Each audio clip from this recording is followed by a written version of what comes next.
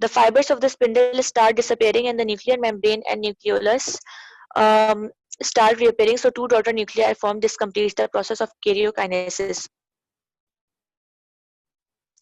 देखो अब होता क्या है कि एनाफेज में क्या हुआ था, एनाफेज के अंदर जो है आपके पास जो क्रोमेटिड्स थे वो क्रोमेटिड्स ऑपोजिट पोल्स पे मूव कर गए थे। वहां पर मूव करने के बाद जो है अब क्या होता है, टीलोफेज का प्रोसेस स्टार्ट हो जाता है। जब दोनों क्रोमेटिड्स जो है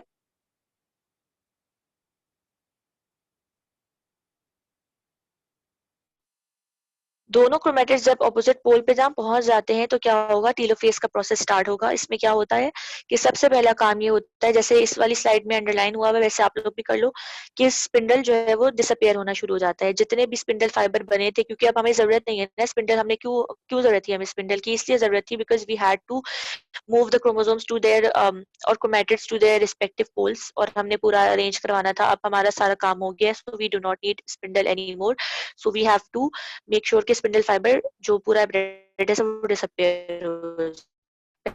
काम दूसरा काम, nuclear membrane and nucleolus start reappearing because we have to form a new cell, a new daughter nuclei. तो इसलिए जरूरी है कि हम जो न्यूक्लियर मेम्ब्रेन हमने डिसअपियर करवा दिया था इन लेट प्रोफेज, वो हम दोबारा से रिफॉर्म करवाएं विद द न्यूक्लियोलस या न्यूक्लियोलाई। एक है तो न्यूक्लियोलस, ज्यादा है तो न्यूक्लियोलाई।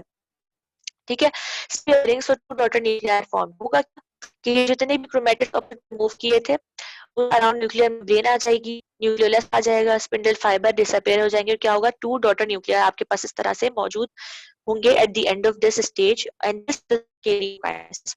मैंने आपको बताया था कि माइटोसिस के दो पार्ट्स होते हैं, कैरियोकाइनेसिस होता है जिसमें सेल का न्यूक्लियस डिवाइड होता है, और साइटोकाइनेसिस में साइटोप्लाज्म डिवाइड होता है। तो अभी तक हमने जो कुछ भी पढ़ा वो क्या था, बेसिकली कैरियोकाइनेसिस था। इन शॉर्ट थोड़ा सा रिव्यू करवा देती हूँ कि हमने जो है प्रोफेस में जो चीजें पढ़ी थी, क्रोमोसोम शॉर्ट होता है, थिक होता है, वो सब मैंने आपको बता दिया। मेटाफेज में क्या होगा, मिड लाइन में आके जितने भी क्रोमोसोम है वो अरेंज हो जाएंगे in the centre of the cell. कैसे कि काइनेटोकोर प्रोटीन से वो अटैच हो जाएंगे। Kinetochore protein is present in the centromere, वो पार्ट ऑफ द सेंट्रोमेर जहाँ पे स्पिंडल फाइबर आकर अटैच होते हैं, that is known as your क्या नाम है आपका,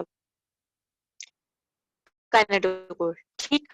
अच्छा, दूसरा काम क्या हो रहा था कि जो एनाफेज है, एनाफेज में क्या हो रहा था कि जितने भी स्पिंडल फाइबर्स है वो स्पिंडल फाइबर्स अपने जो बेसिकली आपके पास हाफ स्पिंडल फाइबर्स थे, दे विल कॉन्ट्रैक्ट, उसका साइज छोटा होगा, और वो जो है ना, वो हाफ जो स्पिंडल फाइबर्स है, वो हाफ स्पिंडल फाइबर्स उन क्रोमेटिड्स को अपने अपने पोल्स पे, ऑपोजिट पोल्स पे खींचना शुरू कर देंगे।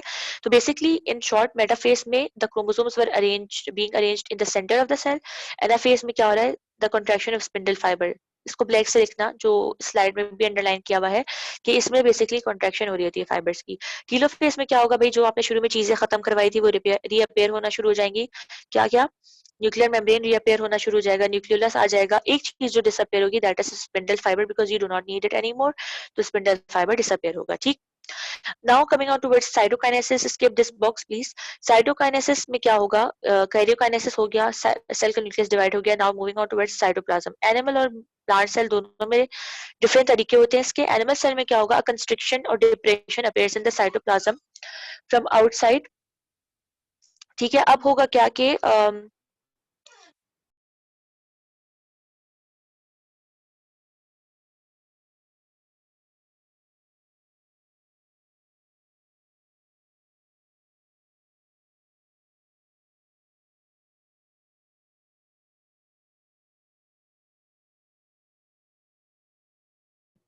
मिस आवाज नहीं आ रही। अच्छा अब आ रही है। Yes miss. ठीक है यार, वो कभी कभी हो जाता है बीच में, पता नहीं है, तो ये काफी टाइम हो गया ना जूम भी यूज नहीं किया, तो जहन से निकल भी गई चीजें इसमें क्या होता था क्या नहीं होता था, क्योंकि इतने अरसे तो हमने फिजिकल क्लास ली। तो दुआ करो कि दोबारा से ये सेंटर खुल जाए, क्योंकि फिजिकल क्लासेस में जो बात होती है ना वो ऑनलाइन में नहीं होती। ऑनलाइन क्लास में तुम लोग बोलते नहीं हो, फिजिकल क्लास में तुम लोग इसकी जान छोड़ते नहीं हो। ठीक है, तो इधर वे, बट खैर कोई बात नहीं। अच्छा, अब एनिमल सेल में क्या होता है और प्लांट सेल में दो डिफरेंट तरीके होते हैं उसके क्या कहते हैं, उसके सॉरी साइटोप्लाज्म के डिवीजन के। कैरियोकाइनेसिस की तो हमने बात कर ली। एनिमल सेल में क्या होगा, यार इसको अंडरलाइन करना, कंस्ट्रिक्शन और डिप्रेशन अपीयर्स। ठीक। in the cytoplasm from outside and goes on increasing to the inside until it completely divides the cytoplasm. ठीक, इस पे ये पॉइंट है आपका एनिमल सेल का, आपने अंडरलाइन कर दिया कंस्ट्रक्शन और डिप्रेशन को. अब मैं प्लांट्स वाला बताती हूँ, दोनों को साथ समझाऊंगी. In plants the cytokinesis takes place with the appearance of cell plate. Cell plate को अंडरलाइन करना, ठीक है. At the equatorial plane which moves to divide the mother cell into two daughter cells. अच्छा, आप देखो होता क्या है इसमें. होता ये है जैसे कि सपोज करो ये पूरा सेल है, सॉरी ब्लैक कलर, ये रहा, ये पूरा सेल है, ठीक है. इस सेल को अगर तुम लोग सपोज करो, मैं सेल को सामने से देख रही हूँ, ऊपर से नहीं देख रही. अगर मैं सामने से देख रही हूँ तो होगा क्या कि सेल में बेसिकली एक इस तरह से ना डिप्रेशन आना शुरू हो जाएगा ऊपर ही ऊपर. मैं इसका बता रही हूँ बेटा एनिमल सेल का कि कंस्ट्रक्शन क्या है. ऊपर ये पूरी कंस्ट्रक्शन अपेयर होना स्टार्ट हो जाएगी, ये पूरा कंस्ट्रक्शन इस तरह से अपेयर होगी. अब देखो अगर मैं इसको सेल को एज अ होल देख रही हूँ तो ये अभी सिर्फ ऊपर से डिवाइड हुआ है, अंदर से कम्प्लीटली डिवाइड नहीं हुआ. अब होगा क्या कि ये अंदर से ये ऊपर कंस्ट्रक्शन अपेयर होगी और ये कंस्ट्रक्शन नीचे एक्सटेंड करेगी और ये पूरे को दो में डिवाइड कर देगी, पूरे सेल को. I know it's getting very rough, मगर अब मैं क्या करूं बेटा, ऐसे तो नहीं समझा सकती. देखो सेंटर ऑफ द सेल में क्या होगा, एक ऊपर से एक दबी हुई जगह कंस्ट्रक्शन या धसा हुआ एरिया अपेयर होगा. वो कंस्ट्रक्शन जो ऊपर ही ऊपर अपेयर होगी नीचे मूव करेगी करेगी करेगी और क्या होगा, जैसे यार प्याज काटते हो तुम लोग, उसकी एग्जांपल हो, बल्कि इसको छोड़ो, ये तुम लोगों को समझ में भी नहीं आएगा. ठीक है, अब जैसे प्याज होता है यार, ठीक है, प्याज को तुमने क्या करना है, गोल गोल तुमने प्याज लिया और तुमने उसको काटना है नाइफ से. अब तुमने जब दो हिस्सों में उसको डिवाइड करना है, ठीक है. अब सपोज करो कि जब तुमने उस पे बिल्कुल पहला टच जो किया है ना नाइफ से, बिल्कुल हल्का सा ऊपर से तुमने कट लगाया है, वो कट क्या है, इस कंस्ट्रक्शन की बात कर रही हूँ जो यहाँ लिखा हुआ है. इसी तरीके से एनिमल सेल डिवाइड होता है कि पहले क्या होगा, पहले आप एक ऊपर एक हल्की सी लाइन बना दोगे, एक हल्का सा जो है वो एरिया ऑफ पार्टीशन बना दोगे. अब जैसे तुम लोग छुरी को नीचे नीचे फेरते हो पूरा प्याज पूरा कट करने के लिए, that is similar to the thing which is happening here कि भाई एक कंस्ट्रक्शन है या डिप्रेशन अपेयर होगी ऊपर की तरफ.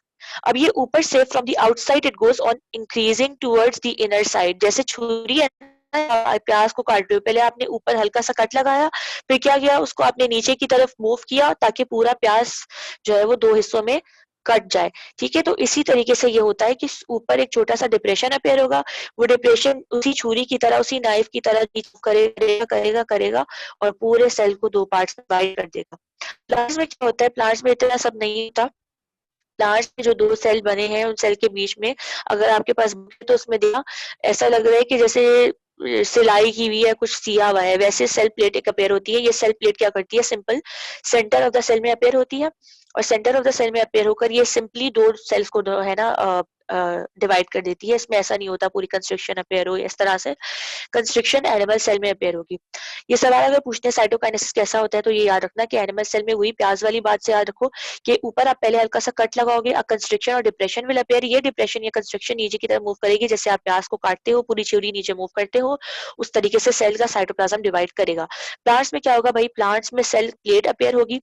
सेल प्लेट क्या होती है, एक सॉर्ट ऑफ प्लेट होती है जो दो सेल्स के बीच में ही अपेयर होती है. अगर आप देखो तो सेकंड लास्ट लाइन में लिखा है at the equatorial plane means it will appear in the center of the cell. और ये center of the cell में सेल प्लेट अपेयर होगी और सिंपली दो सेल्स को मतलब डिवाइड कर देगी. ये प्लांट्स में होता है. ठीक, in animals the mitosis is amphiestral where an ester is formed at each eel pole but of the spindle, but in plant cell the mitosis is anastral where no ester is formed. अब होता क्या है कि अभी मैंने आप लोगों को बताया कि भाई एनिमल सेल के अंदर जो है सेंट्रियोल्स वगैरह एब्सेंट होते हैं, सॉरी एनिमल सेल कह रही हूँ, प्लांट सेल में सेंट्रियोल एब्सेंट होता है. तो मैंने बताया कि उसमें ये एस्टर और इस तरह के स्पिंडल फाइबर नहीं बनते. तो एनिमल सेल्स को हम लोग क्या कहते हैं, उनके अंदर जो माइटोसिस होती है उसको एम्फीएस्ट्रल कहा जाता है. इसलिए क्योंकि उसके अंदर एस्टर बन रहा था. अगर आपको याद हो मैंने अभी भी स्टार्ट में बताया था कि एस्टर्स आर दोस फाइबर्स जो पोल पे बनते हैं और वहीं शुरू होते हैं वहीं खत्म हो जाते हैं, वो एक्सटेंड नहीं करते. तो एम्फीएस्ट्रल मतलब एनिमल सेल्स के अंदर होने वाली माइटोसिस को एम्फीएस्ट्रल कहा जाता है क्योंकि उनमें सेंट्रियोल होते हैं, उनमें स्पिंडल फाइबर बनते हैं और स्पिंडल फाइबर का एक पार्ट एस्ट्रल फाइबर भी बनता है. So we call them amphiastral. Plant cells को एन एस्ट्रल कहा जाता है. एन एस्ट्रल मींस एन का मतलब एब्सेंट, कि इनमें एस्टर नहीं होते. क्यों नहीं होते, because obviously we discuss that they do not have centriole, तो फिर एस्टर का भी सवाल पैदा नहीं होता. ठीक, साइटोकाइनेसिस वाली बात समझ में आई बेटा? कोई क्वेश्चन है? Because we only have 3 minutes, फिर हमें ये मीटिंग एंड करनी होगी। चलो एक काम करते हैं, पहले सिग्निफिकेंस पढ़ लेते हैं, फिर तुम लोगों का कोई सवाल है या तो तुम लोग टाइप कर दो, फिर मैं उसके बाद देख लूंगी। उरूज, यस मिस, समझ आ गया या नहीं आया बेटा? यस मिस तो तुमने लिखा है, मुझे समझ में नहीं आया, बट अच्छा। सिग्निफिकेंस पे आ जाओ माइटोसिस की। नहीं आया? क्या चीज समझ नहीं आई उरूज? तुम अनम्यूट करके पूछ लो ताकि मुझे ज्यादा समझ में आए। क्वेश्चन है तो मिस पूछो मुझे ना ये यार। पूछना है कि मिस ये पूछना है कि जब हाँ, सेल यहाँ पे टीलोफेज में वो कौन से फेस में? क्रोमोसोम्स जो अलग हो गए थे, टीलोफेज में क्रोमोसोम्स वगैरह हाँ अलग हाँ हो गए थे, कैरियोकाइनेसिस जब होगी तो मिस हाँ सेल्स हाँ के जो ऑर्गेनेल्स होते हैं, सेल्स में जो ऑर्गेनेल्स हाँ होंगे हाँ वो भी होंगे सब डिवाइड, मतलब या फिर दोनों में हाँ, मौजूद होंगे सेल ऑर्गेनेल्स? वो इक्वली डिवाइड होंगे, वो इक्वली डिवाइड होंगे। लेकिन देखो अभी हम ऑर्गेनेल्स की बात नहीं कर रहे, अभी हमने न्यूक्लियस की डिवीजन पढ़ी है। अगर आप और से देखो तो न्यूक्लियस के अंदर तो कोई ऑर्गेनेल एज सच होता नहीं है, डीएनए हो गया, न्यूक्लियोलस हो गया। सही। न्यूक्लियोलस, ठीक है, तो न्यूक्लियोलस रीअपेयर हो जाएगा। अगर आप ये वाली लाइन देखो जहाँ पे मेरा कर्सर है, कहाँ गया? ये रहा ना, spindle starts disappearing in the nuclear membrane and nucleolus start reappearing. जो न्यूक्लियोलस है देखो, सेल के अंदर, सॉरी न्यूक्लियस के अंदर हमारे पास एज सच ऑर्गेनेल्स नहीं होते। ये हमने फर्स्ट ईयर में पढ़ा था कि जितने भी ऑर्गेनेल्स है, माइटोकॉन्ड्रिया है, क्या नाम है, गोल्जी बॉडी, वो सारे उसमें होते हैं, साइटोप्लाज्म में। अभी हम साइटोप्लाज्म को नहीं छेड़े, अभी हम सिर्फ न्यूक्लियस की बात कर रहे हैं। तो न्यूक्लियस में एक चीज जो एक अलग से एक छोटा सा आप कह लो ऑर्गेनेल कह लो, तो वो क्या चीज है? न्यूक्लियोलस। तो वो लिखा हुआ है कि न्यूक्लियोलस खुद से रीअपेयर हो जाएगा दोनों सेल में, यानी एक डॉटर न्यूक्लियाई में अलग से होगा, दूसरे में अलग से रीअपेयर हो जाएगा। बाकी ऑर्गेनेल्स जो है साइटोकाइनेसिस में आ जाता है कि वो किस तरह से डिवाइड होते हैं। ये हमने न्यूक्लियस की डिवीजन पढ़ी है, तो ठीक। मिस साइटोकाइनेसिस में होंगे डिवाइड?